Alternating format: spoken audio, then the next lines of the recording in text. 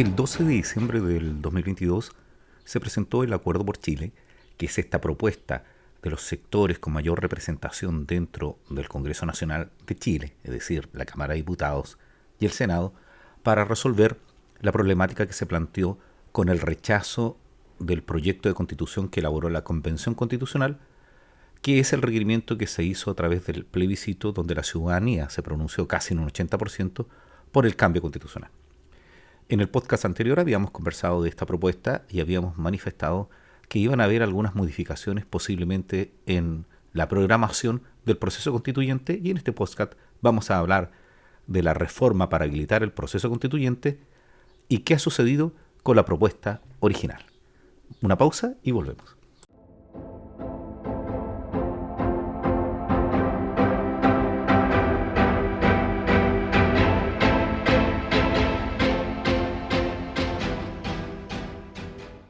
Hola, ¿cómo están, amigos? Soy Edgardo Lovera. Feliz Navidad para todos. Ya han pasado las fiestas que conmemoran el nacimiento de Jesús y estamos a puertas del término del año 2022. Pero bueno, la vida política y la reforma constitucional siguió su camino, y el 21 de diciembre los partidos políticos ingresaron al Senado la reforma para habilitar el proceso constituyente que se origina en el Acuerdo por Chile. Esto principalmente porque hubo un hecho político relevante, que fue la intervención del presidente Boric en función de flexibilizar posturas y ingresar la iniciativa. ¿Esto por qué?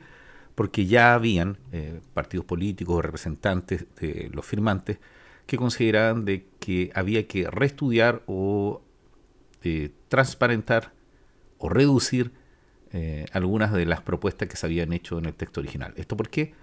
Porque efectivamente la crítica que se había hecho a esta propuesta que se había presentado era principalmente de que no había mucha participación ciudadana, y además porque habían grupos que no tenían representación legal, como algunos movimientos que no son partidos políticos, en desmedro de algunas organizaciones que habían potenciado el desarrollo y el logro de esta situación en que se encuentra el país para lograr un cambio constitucional. En definitiva, los movimientos sociales, que fueron los que forzaron al cambio constitucional, no estaban siendo considerados, y sí algunos grupos que representaban al rechazo a la propuesta que había presentado la convención, y por lo tanto se consideraba por algunos sectores que no era representativo este acuerdo.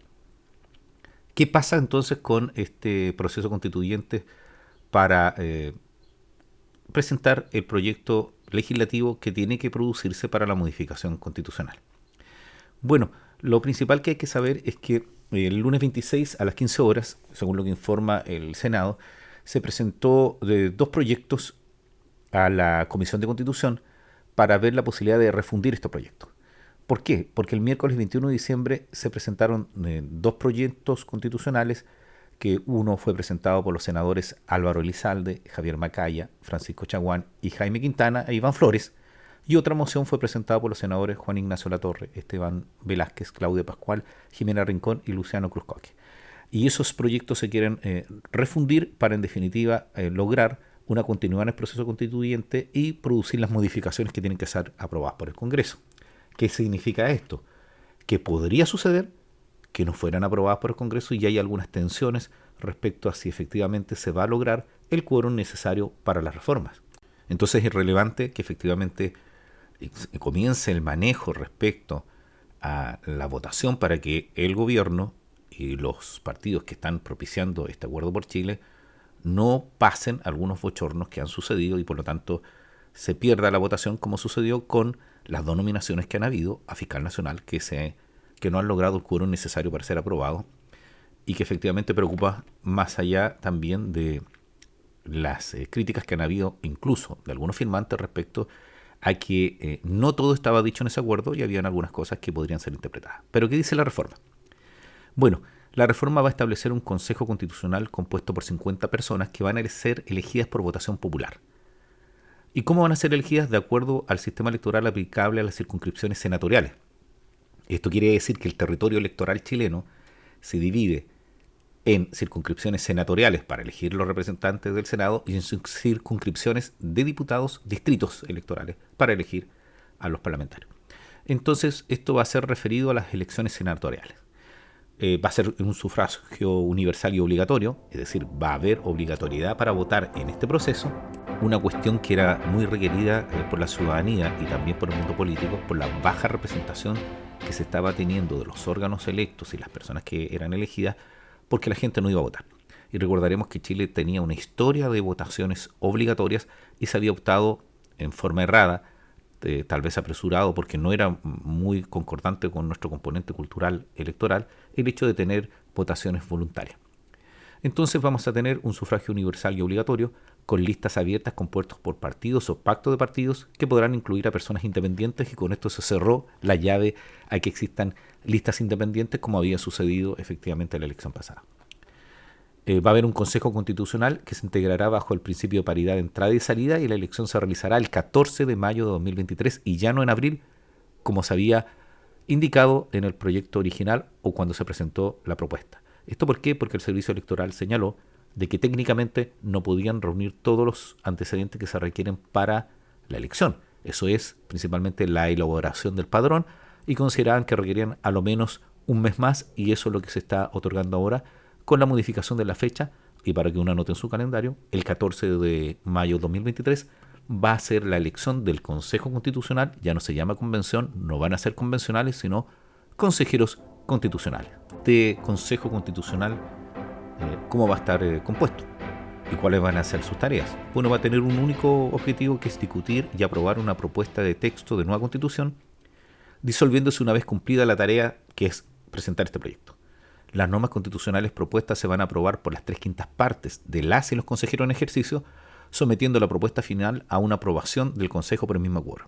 Es decir, va a ser un circuito muy similar al que tuvimos en la convención y muy parecido a lo que tuvimos y tenemos en el proceso legislativo. Es decir, que va a haber una discusión norma por norma y después una discusión de todo el proyecto final. La duda que existe que va a pasar con la iniciativa ciudadana, porque la Convención Constitucional tenía un canal donde efectivamente las personas que reunían una cantidad de firmas, que recuerdo muy bien que tenían que ser de distintas regiones, esa cantidad de firmas, podían presentar alguna moción al proyecto propuesto. Esto no aparece aún en el proyecto de ley, pero se entiende que en algunas modificaciones que se presenten, indicaciones que hagan algunos parlamentarios o senadores, puede aparecer esta medida para la participación. Respecto a la participación, ya hay algunas propuestas, entre esas que efectivamente se haga un catastro, una sistematización de los proyectos que existieron anteriormente y de estas reuniones tanto espontáneas como organizadas que realizaron algunas universidades, agrupaciones, incluso el proceso constitucional que se había comenzado en el gobierno de la presidenta Bachelet, el segundo gobierno, para reunir las propuestas de esos cabildos o esas reuniones en las cuales la comunidad presentó sus ideas para una nueva constitución. También recuerden ustedes que hay una comisión de expertos. Esta comisión de expertos en el proyecto se señala que va a estar conformada por 24 personas de indiscutible trayectoria profesional, técnica y académica, que esto ya ha sido un gran problema, porque efectivamente se indica que pueden haber personas que tengan una trayectoria que efectivamente no sea ni profesional, ni técnica y académica, y sean importantes que representen. Por ejemplo, ¿qué pasa con los dirigentes de gremio y los dirigentes sindicales? O personas que efectivamente tienen un aporte relevante. Y ponían algunos casos de personeros que podrían aportar, y nadie podría negar que efectivamente tienen una trayectoria importante, tanto política, social como artística, pero no están dentro de esta denominada trayectoria profesional, técnica o académica, que va a ser un punto de discusión. ¿Para qué? Para que no sea arbitraria la designación.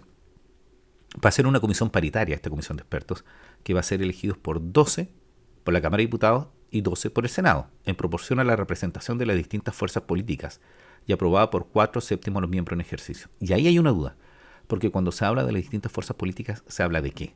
¿De los partidos políticos o la representación parlamentaria? Porque recordemos que hay independientes dentro del Congreso, y también hay personas que se retiraron de sus partidos políticos y no tienen partido político constituido, y también existen partidos que están en habilitación nuevamente para volver a tener vida legal, es decir, eran partidos que antes de la elección anterior existían, pero no lograron los requisitos de votación o elección de 5 parlamentarios, y por lo tanto tienen que volver a reinscribirse. Entonces va a haber una discusión respecto a cuáles son las distintas fuerzas políticas respecto a esto. Tanto porque se supone que los partidos políticos tradicionales inscritos van a querer tener una hegemonía respecto a esto, como que los grupos de independientes, partidos en formación o movimientos que están representados dentro del Congreso van a querer elegir a uno de esos expertos. Bueno, estos expertos van a estar inhabilitados para ser candidatos a cargo de elección popular. Este órgano tendrá a su cargo la redacción de un anteproyecto que servirá de base para la discusión y redacción del nuevo texto constitucional, que también ha producido algunos resquemores, porque en cierta medida va a venir un proyecto preparado que van a ser las ideas matrices, y se considera que no, y que si es por eso, debiera también tenerse a la vista los distintos proyectos que surgieron, entre eso el proyecto de la convención, donde también existe una crítica, porque si ese proyecto fue rechazado, ¿por qué va a ser base de este nuevo proceso constituyente? Algunos dicen que fue rechazado, pero no en su totalidad, pero votamos por un total. Entonces hay muchas discusiones. ¿Qué se dice? Que al final este proyecto que va a presentar, este anteproyecto que va a presentar la comisión de expertos, va a ser una matriz respecto al primero. Y las decisiones de la comisión se van a tomar por un quórum de 3/5 de sus miembros, es decir, esta comisión de expertos, para presentar ese anteproyecto que va a ser la tarea principal. Una vez evacuado la propuesta del texto de la nueva Constitución y previa armonización, el comité de expertos entregará su informe al Consejo Constitucional, y en dicho informe podrá formular observaciones que mejoren el texto. Es decir, que nuevamente, una vez que el Consejo Constitucional presente su proyecto y lo apruebe, va a volver al comité de expertos, o el comité de expertos va a entregar un informe al Consejo Constitucional para hacer mejoras.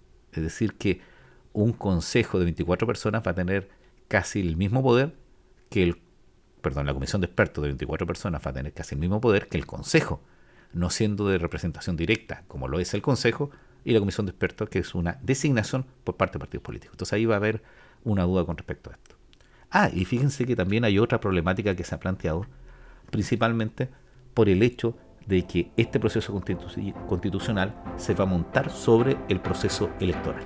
¿Y por qué se va a montar en una elección? Si la próxima elección es el 2024, el 27 de octubre, se elige en Chile alcaldes, concejales y gobernadores, y este plebiscito va a concluir el 2023, a fines del 2023.